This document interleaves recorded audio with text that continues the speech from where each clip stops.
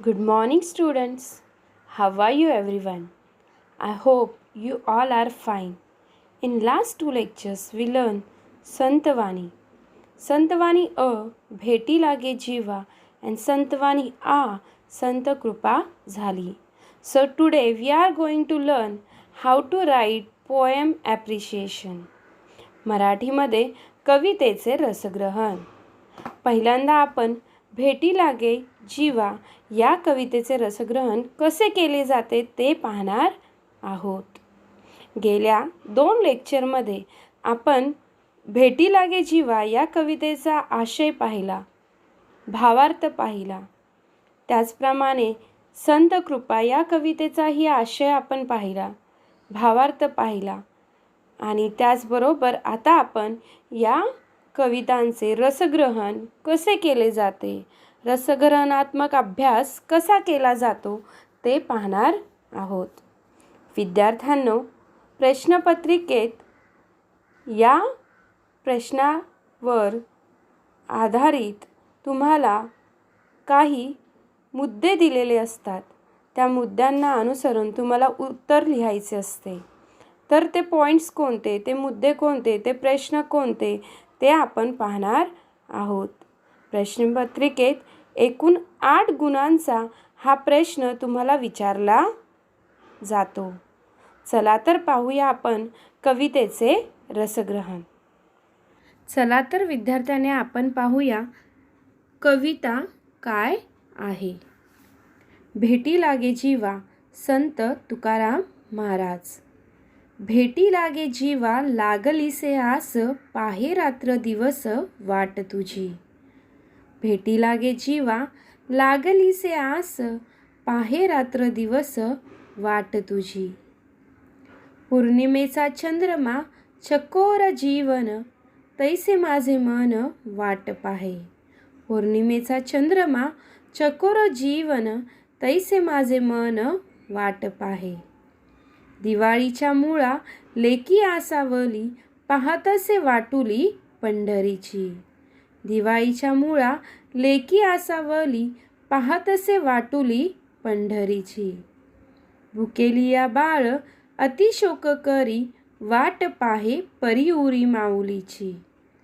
तुका म्हणे मज, लागलीसे भूक, धावूनी श्रीमुख दावी देवा.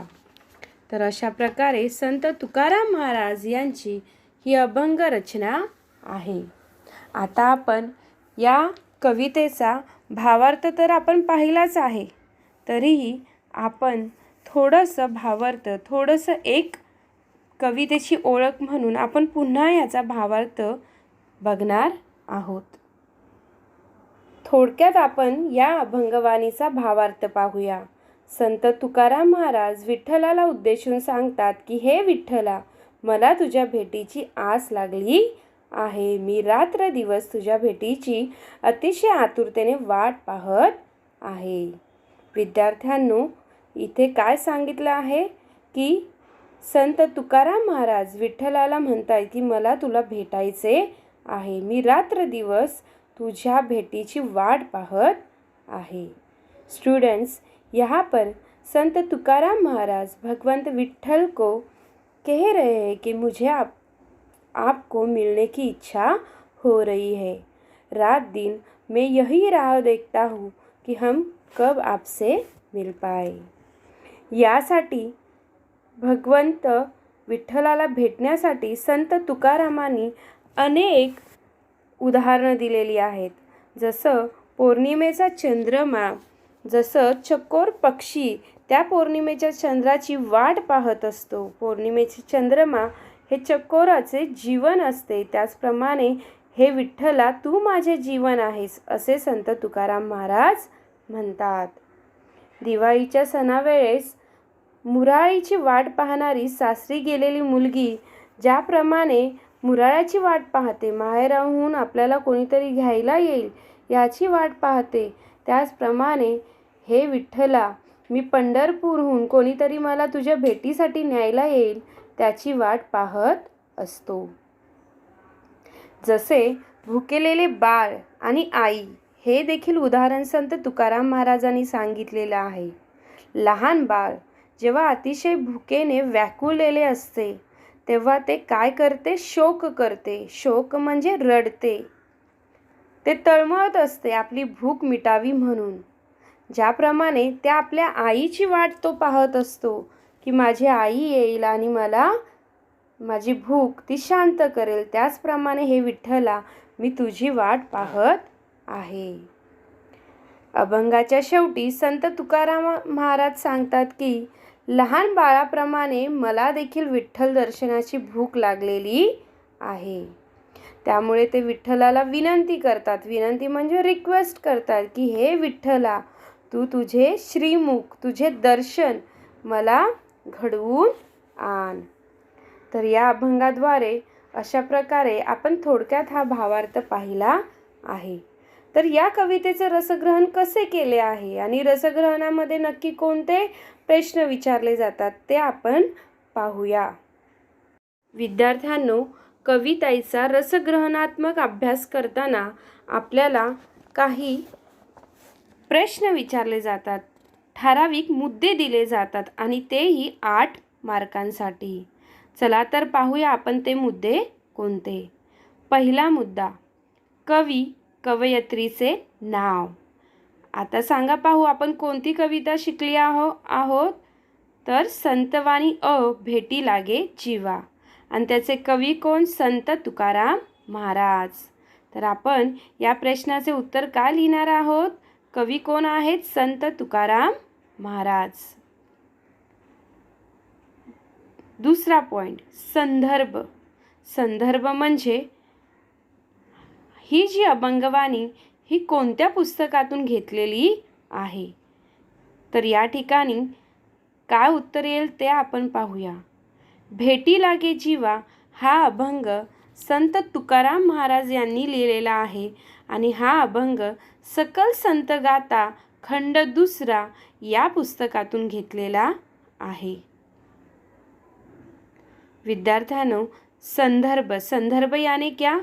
हमारी जो ये कविता है, ये कविता कौन से बुक में से ली गई है. पहला पॉइंट हमने देखा कि कवि और कवयित्री. इस कविता के कवि कौन है? कवि है संत तुकाराम महाराज. इनका पूरा नाम क्या है? तुकाराम भोलोबा अंबिले. दूसरा पॉइंट, संदर्भ.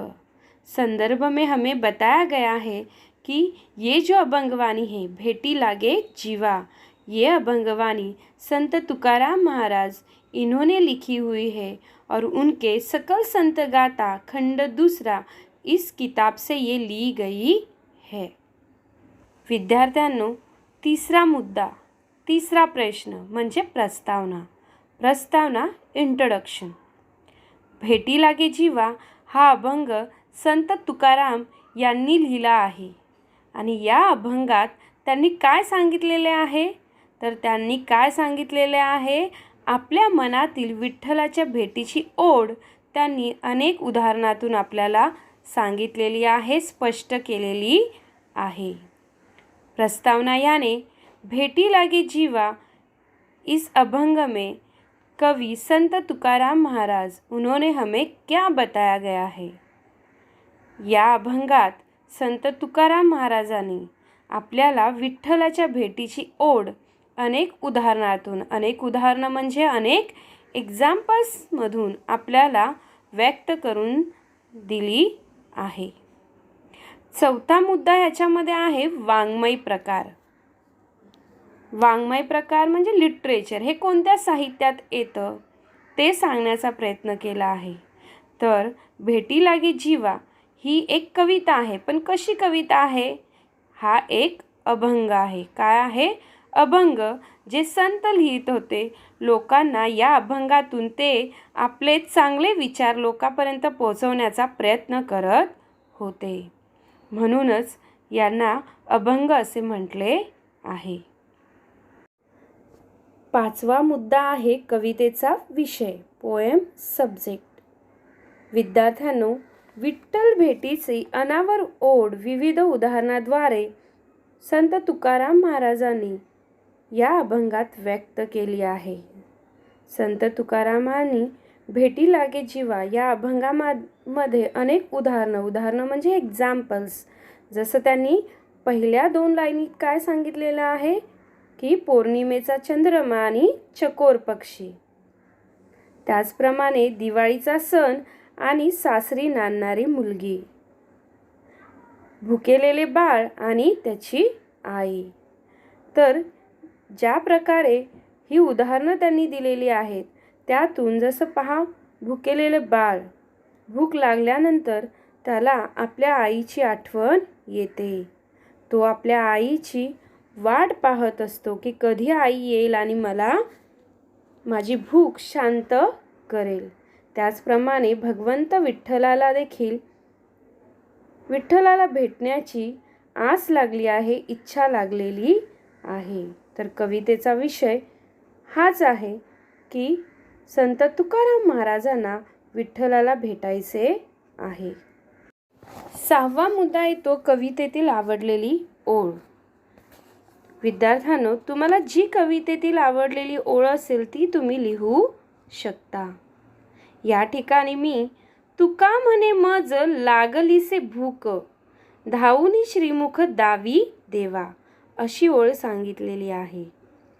तुम्हाला देखील या अभंगातील जी ओळ तुम्हाला आवडली असेल ती तुम्ही लिहू शकता. म्हणून मी या अभंगातून तुका म्हणे मज लागलीसे भूक, धावूनी श्रीमुख दावी देवा ही ओळ इथे घेतलेली आहे. स्टूडेंट्स, आपको जो अभंग में से या कविता में से जो लाइन अच्छी लगे वो लाइन आपको 2 लाइन्स आपको उस कविता में से लिखना है. आता आपण 7वा मुद्दा पाहूया, मध्यवर्ती कल्पना. मध्यवर्ती कल्पना म्हणजे विद्यार्थ्यांनो सेंट्रल आयडिया, की नक्की याच्यामध्ये काय सांगितलेलं आहे. संत तुकारामांनी तन मन धन अर्पून विठ्ठलाची भक्ती केली आहे.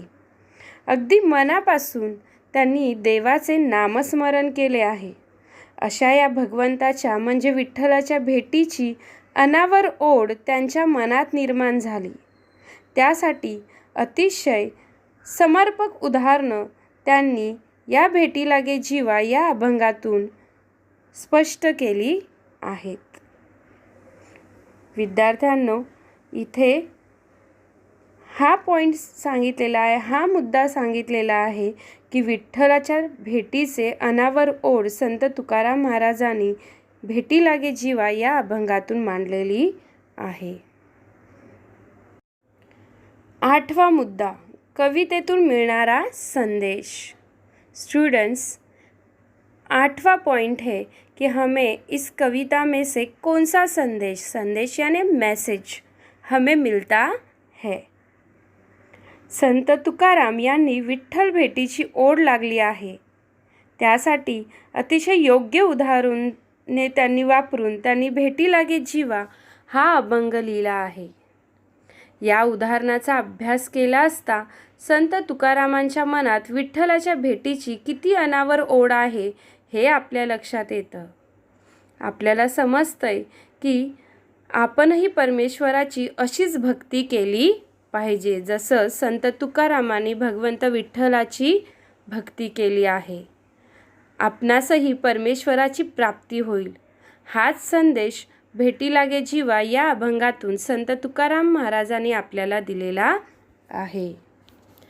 विद्यार्थियों, कवितेतून मिलनारा संदेश यानी मैसेज, इस पॉइंट से हमें ये बताया गया है कि जिस तरह से संत तुकाराम महाराज इन्होंने भगवंत विठ्ठल इनकी पूजा अर्चा की है, उनकी भक्ति की है, उसी तरह से हमें भी परमेश्वर की भक्ति करना चाहिए, परमेश्वर की साधना करना चाहिए, उनका नामस्मरण करना चाहिए. यही संदेश भेटी लागे जीवा इस अभंग से हमें मिलता है. जिस तरह संत तुकाराम महाराज अनेक हमें एग्जाम्पल्स देकर हमें ये बताना चाहते हैं कि उन्हें भगवंत विठ्ठल से मिलने की आस हो रही है, इच्छा हो रही है, उनके मन में भगवंत विठ्ठल के लिए इतनी भक्ति समा गई है। उसी तरह से इस अभंग में से हमें संत तुकाराम महाराज हमें भी परमेश्वर की भक्ति करना चाहिए, तो उससे हमें परमेश्वर की प्राप्ति हो सकती है। ऐसे संदेश इस अभंग से वो देना चाहते हैं। विद्यार्थ्यांनो, 9वा मुद्दा, कविता आवडण्याची व न आवडण्याची कारणे। हमें पोएम अच्छी लगी या ना अच्छी लगी तो उसके क्या रीज़न है वो हमें लिखणे है। विद्यार्थ्यांनो, याचे उत्तर जरी तुम्ही मला कविता आवडली नाही असे लिहिलं तरीही तुम्हाला मार्क्स मिळणारच आहेत। पण नेहमी आपण म्हणतो ना, नेहमी आपण पॉझिटिव्ह म्हणजेच चांगले विचार आपण मांडले गेले पाहिजेत। त्याचप्रमाणे आपण प्रत्येक या प्रश्नाचे उत्तर नेहमी पॉझिटिव्हच लिहावे। मला कविता आवडलेली आहे कारण या कवितेतून मला हा संदेश मिळत आहे। तर पाहूया आपण या कवितेतून आपल्याला काय संदेश मिळाला आणि आपल्याला ही कविता का आवडलेली।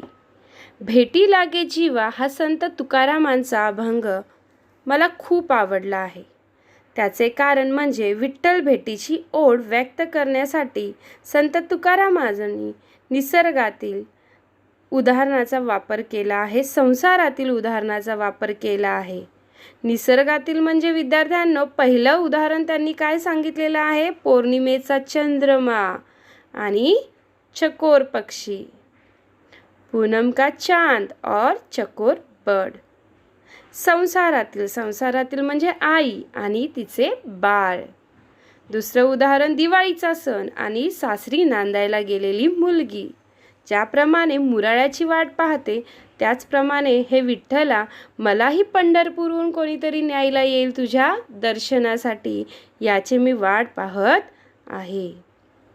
म्हणजेच या ठिकाणी संत तुकाराम महाराजांनी निसर्गातील आणि संसारातील या दोन्ही याच्यातून उदाहरणं घेतलेली आहेत आणि आपल्याला सांगितलेलं आहे की ज्याप्रमाणे बाळ आणि आई, चकोर पक्षी आणि पौर्णिमेचा चंद्रमा, ज्याप्रमाणे त्यांना एकमेकांची ओढ असते त्याप्रमाणे मलाही विठ्ठलाची ओढ आहे, विठ्ठलाच्या भेटीची ओढ आहे।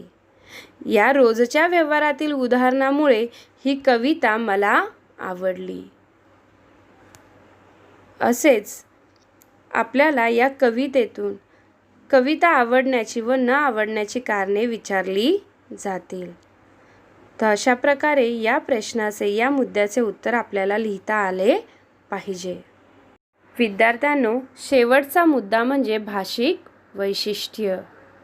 लास्ट पॉइंट, भाषिक वैशिष्ट्य। यहाँ पर ये जो भाषा है, भाषा यानी लैंग्वेज, वो किस तरह की है वो हमसे पूछा गया है। तर संत तुकारामांनी यांच्या अभंगाची भाषा अतिशय साधी, सरळ व सोपी ठेवलेली आहे। लोकांपर्यंत त्यांना कोणते विचार मांडायचे आहेत, कोणते विचार पोचवायचे आहेत, त्यासाठी लोकांना समजेल अतिशय सोपी अशी भाषा त्यांनी आपल्या या अभंगात मांडलेली आहे। शिवाय भक्ती आणि व्यवहार आणि अध्यात्म यांचा सुयोग्य सांगड त्यांच्या या अभंगातून दिसून येते। आपल्याला त्यांच्या या अभंगात भक्ती पण दिसून येते, व्यवहार पण आणि अध्यात्म म्हणजे परमेश्वराची केली जाणारी भक्ती सुद्धा आपल्याला या अभंगातून दिसून येते। या अभंगातील भाषा खूपच साधी, सोपी आणि प्रत्येक वाचकाला समजेल अशी आहे। तर अशा प्रकारे विद्यार्थ्यांनो, या ठिकाणी आपल्याला रसग्रहणात्मक अभ्यास म्हणजे हे 10 मुद्दे आपल्याला विचारले जातात। पहिला मुद्दा आपण कुठला पाहिला, कवी कवयित्रीचे नाव, संदर्भ, प्रस्तावना, वाङ्मय प्रकार, कवितेचा विषय, कवितेतील आवडलेली ओळ, मध्यवर्ती कल्पना, कवितेतून मिळणारा संदेश, कविता आवडण्याची व न आवडण्याची कारणे आणि लास्ट 10वा पॉइंट, भाषिक वैशिष्ट्य। तर अशा प्रकारे विद्यार्थ्यांनो, हे मुद्दे आपल्याला परीक्षेत 8 मार्कांसाठी विचारले जातात. आता आपण पुढच्या लेक्चरमध्ये संत कृपा झाली, संतवाणी संत कृपा झाली या कवितेवर आधारित रसग्रहणात्मक अभ्यास करणार आहोत. धन्यवाद विद्यार्थी मित्रांनो.